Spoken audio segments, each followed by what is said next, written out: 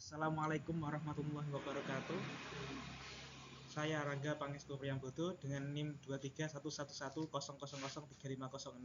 kelas MG akan mempresentasikan untuk memenuhi ujian tengah semester manajemen pemasaran lanjutan. Lanjut ke nomor pertama, tentang konsep inti pemasaran atau yang sering disebut sebagai konsep pemasaran meliputi beberapa prinsip dasar yang menjadi fondasi bagi strategi pemasaran yang efektif. Nah, berikut ini adalah ada beberapa konsep inti pemasaran yang harus Anda ketahui. Yang pertama, orientasi kepada pelanggan. Dalam hal ini, Anda harus memahami dan merespon kebutuhan, keinginan, dan preferensi pelanggan yang menjadi fokus utama dalam pengembangan produk, penentuan harga, promosi, dan distribusi. Yang kedua, nilai pelanggan. Nilai pelanggan artinya menciptakan nilai bagi pelanggan dengan menawarkan produk atau layanan yang memenuhi atau melebihi ekspektasi mereka, sehingga akan membangun loyalitas dan kepuasan pelanggan. Nomor 3, pemasaran yang terintegrasi. Hal ini dilakukan dengan mengintegrasikan berbagai elemen pemasaran seperti iklan, promosi, penjualan langsung, dan hubungan masyarakat untuk mencapai tujuan pemasaran secara holistik dan konkret. Yang keempat, ada pendekatan bisnis hubungan. Pendekatan ini dilakukan dengan membangun hubungan jangka panjang dengan pelanggan melalui komunikasi secara terus-menerus, dukungan after sales service, dan pemahaman yang mendalam tentang kebutuhan setiap pelanggan. Yang kelima, ada penetapan harga yang strategis. Penetapan ini dilakukan dengan menentukan harga yang tepat berdasarkan analisis pasar, posisi produk, dan strategi bisnis secara keseluruhan guna memaksimalkan keuntungan dan memenuhi harapan para pelanggan. Memahami dan menerapkan berbagai konsep seperti orientasi kepada pelanggan, menciptakan nilai pemasaran yang terintegrasi dan diferensiasi dapat membantu perusahaan untuk membangun hubungan yang kuat dengan pelanggan, meningkatkan kepuasan pelanggan, dan memenangkan persaingan di pasar yang semakin kompetitif. Peran penting konsep inti pemasaran juga terlibat dalam pengembangannya untuk memberikan arah yang jelas bagi kegiatan pemasaran, mulai dari pengembangan produk hingga penetapan harga dan promosi. Yang selanjutnya ada peran pemasaran dalam Indonesia Emas 2045. Ini merupakan program panjang. Yang pertama, ada mendorong motivasi. Pemasaran dapat menjadi pendorong inovasi dengan memahami tren pasar dan kebutuhan konsumen, sehingga mendorong perusahaan untuk mengembangkan produk baru yang relevan. Yang kedua, penguat brand nasional. Pemasaran yang efektif dapat memperkuat citra merek Indonesia di kancah global, meningkatkan daya saing produk-produk lokal. Yang ketiga, peningkatan ekonomi digital. Dengan pertumbuhan ekonomi digital, pemasaran digital memainkan peran penting dalam menghubungkan produsen dan konsumen, terutama di kalangan generasi muda. Yang keempat, keterlibatan sosial dan lingkungan. Pemasaran yang bertanggung jawab dapat membantu mempromosikan produk yang berkelanjutan dan mendukung inisiatif sosial sejalan dengan tujuan pembangunan berkelanjutan. Yang kelima, pendidikan dan pelatihan. Pemasaran juga berperan dalam meningkatkan kesadaran dan pengetahuan masyarakat tentang produk lokal yang dapat membantu membangun ekonomi yang lebih kuat dan mandiri. Melalui strategi pemasaran yang tepat, Indonesia dapat memaksimalkan potensi sumber daya dan mencapai visi Indonesia Emas 2045, di mana ekonomi yang kuat dan berkelanjutan menjadi realita. Yang selanjutnya ada nomor 3, yaitu seputar nomor 2, yaitu tentang STP, segmentasi, targeting, positioning, yang kemudian ada tools-nya. Ya, STP adalah strategi pemasaran yang bantu perusahaan untuk memahami pasar dengan lebih baik yang menyasar konsumen yang tepat. Berikut adalah penjelasan singkat mengenai setiap komponen. Pertama, segmentasi. Memecah pasar menjadi kelompok-kelompok berdasarkan statistik tertentu seperti demografi, psikografi, perilaku, atau lokal geografis. Yang kedua, targeting. Memilih satu atau lebih segmen pasar yang dijadikan fokus pemasaran. Ini melibatkan analisis terhadap potensi dan daya tarik masing-masing segmen. Ketiga, positioning. Mengembangkan citra produk di benak konsumen dalam segmen yang dipilih, sehingga produk memiliki tempat unik dibandingkan dengan produk pesaing. Kali ini saya akan mereview STP PT Indofood Sukses Makmur. Yang pertama, ada tools segmentasi. Contoh produknya adalah Indomie dari PT Indofood Sukses Makmur. Demografisnya untuk usia 15 sampai 35 tahun, jenis kelamin pria dan wanita, pendapatan menengah ke bawah hingga menengah. Psikografis, gaya hidup praktis, cepat saji dan ekonomis, minat, makanan yang enak dan mudah disiapkan, perilaku, frekuensi pembelian sering membeli mie instan minimal sekali seminggu, loyalitas merek, memiliki preferensi terhadap merek yang sudah terkenal seperti Indomie.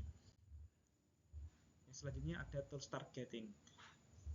Segmentasi yang dipilih, segmentasi utama, mahasiswa dan pekerja muda yang mencari makanan praktis dan terjangkau.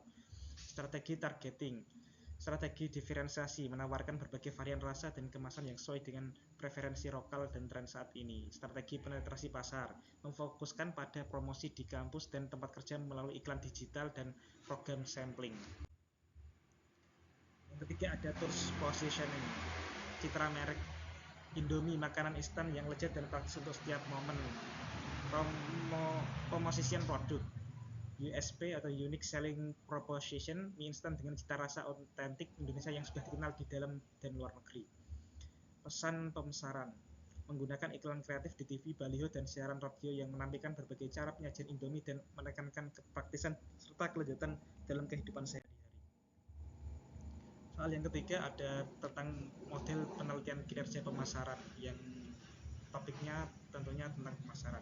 Menurut Ferdinand tahun 2000, kinerja pemasaran merupakan konstruk atau faktor yang umum digunakan untuk mengukur dampak dari sebuah strategi perusahaan.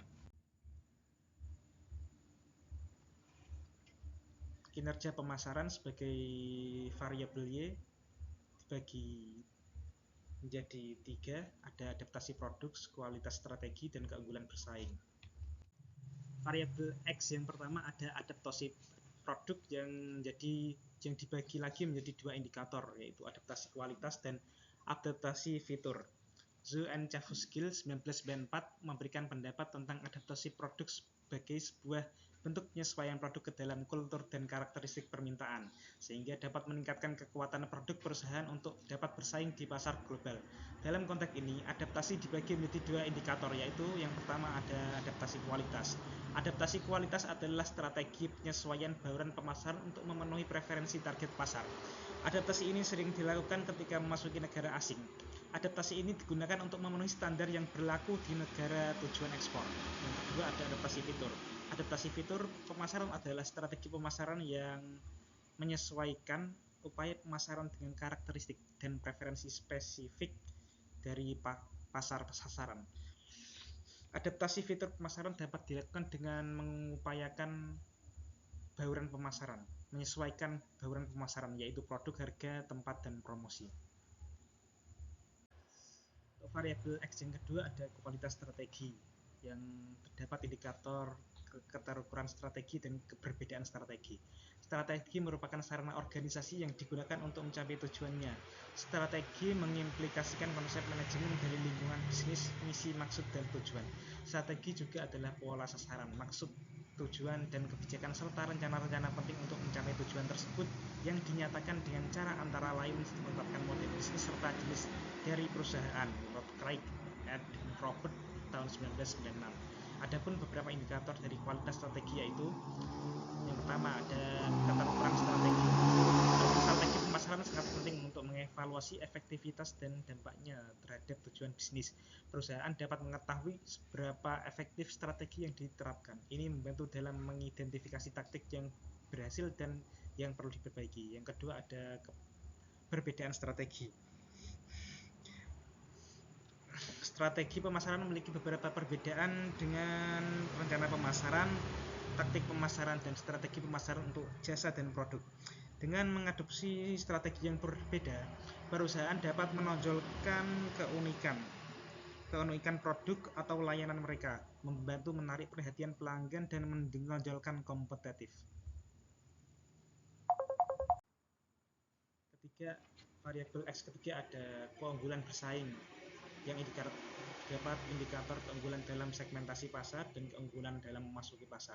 Konsep keunggulan bersaing competitive advantage menurut Porter 1994 tidak dapat dipahami dengan cara memandang sebuah perusahaan sebagai suatu keseluruhan, tetapi harus dari asal keunggulan bersaing itu, yaitu dengan aktivitas berlainan yang dilakukan oleh perusahaan dalam mendesain, produksi, memasarkan, menyerahkan, dan mendukung produknya. Keunggulan bersaing diperoleh dengan mencari aspek-aspek diferensiasi yang akan dinilai sebagai nilai superior oleh konsumen sasaran yang tidak mudah diduplikasikan oleh pesaingnya.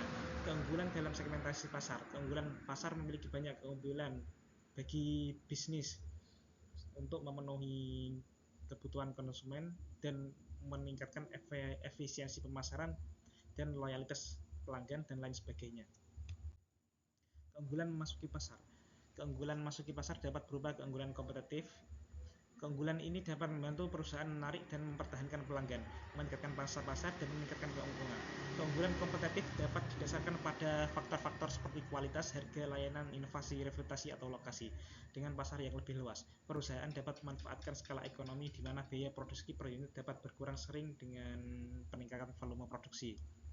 Demikian presentasi yang bisa saya sampaikan untuk memenuhi tugas ujian tengah semester manajemen pemasaran lanjutan. Terima kasih.